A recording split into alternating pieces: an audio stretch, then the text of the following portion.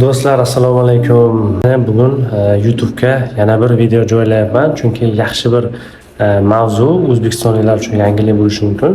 Ya'ni Koreyada mana shu kafe biznesini yuritsa bo'ladimi? Bu oddiy kafe emas do'stlar, 24 soat ishlaydigan kafe.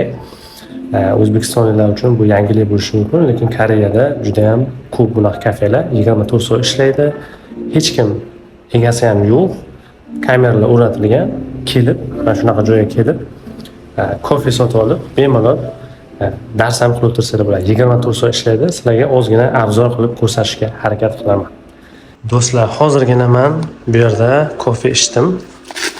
Mana hozir ichimni ichib, mana bu yerda ko'rsanglar, xullas kelib mana shunaqa mana bu yerdan tanlaysizlar.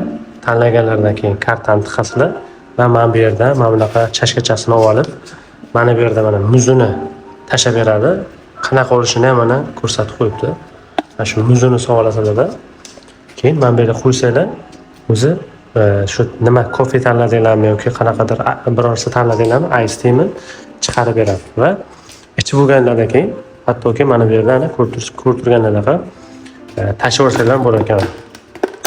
Musorni ham tashlab ketaverasizlar. Va musorni ham oddiy tashlamaysizlar, plastigini mana bu yoqqa tashlashingiz kerak. Muzini mana bu yoqqa tashlashingiz kerak. Xo'p, plastigini mana bu yerga tashlaymiz. Qaranglar do'stlar, hammasi juda ham zo'r o'ylangan. Hattoki mana qo'lingizda yuvish uchun hand krem ham bor va mana bu yerda mana nima ekan bu? Siroplar ham bor. Mana bu yerda mana hamma narsalari mayda narsalari borligini ko'rib turibsizlar. Bu yer endi oddiy kafe emas. Bu yerda mana gullar ham bor, shu tabiat bilan uyg'unlashgan kafe. Hozir endi Koreyada 12 bo'layapti, hech kim yo'q. Lekin shu yerga kelib 24 soat ishlaydi. Eng yaxshi shu, bemalol kelib darsingiz qilsangiz bo'ladi. Bu yerga kelganlar mana shunaqa yozib ham ketgan. Qanday ajoyib, a? Bu yoqda mana bunaqa gullar ham bor, qaranglar. Juda ham zo'r. Juda ham chiroyli kafe. O'zbekistonliklar uchun balki qiziq bo'lishi mumkin, foydali bo'lishi mumkin degan maqsadda video olayman do'stlar. Mana shunaqa gap do'stlar, nima deb o'ylaysizlar? O'zbekistonda mana shunaqa bizneslarni qilsa bo'ladimi? Ya'ni ichida hech qanaqa egasi bo'lmaydi.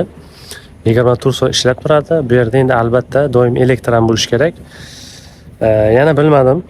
Meni fikrimcha bu o'xshamaydi O'zbekistonda, lekin baribir kommentariyada fikrlarni qoldirib qo'yinglar. Chunki iloji yo'q narsani o'zi yo'qda do'stlar. Kafe Tasha. 24 soat ishlaydi, egasiz kafe deb yozib qo'yibdi. Mana shunaqa gap do'stlar. Video do'stlar ozgina bo'lsa ham foydali bo'lgan bo'lsa, Koreya qiziqadiganlarga albatta yuborib qo'yinglar. Inshaalloh Koreya keladigan bo'lsanglar, albatta sizlar ham mana shunaqa kafega kirib, darsinglarni qilishingiz mumkin yoki o'qishingiz mumkin, koreys tili yoki boshqa narsa. Mana shunaqa kafelarida bo'lgani albatta juda ham yaxshi. Koreyslar ham o'zlari juda ham ko'p kelishib, ayniqsa shu kunduz kunlari odam juda ham ko'p bo'ladi. Koreya to'g'risida qanaqa yana yangiliklar yoki qanaqa ma'lumotlar sizlarga qiziq, kommentariyada albatta qoldirib qo'yinglar va Koreya Mania kanaliga obuna bo'lishni unutmanglar.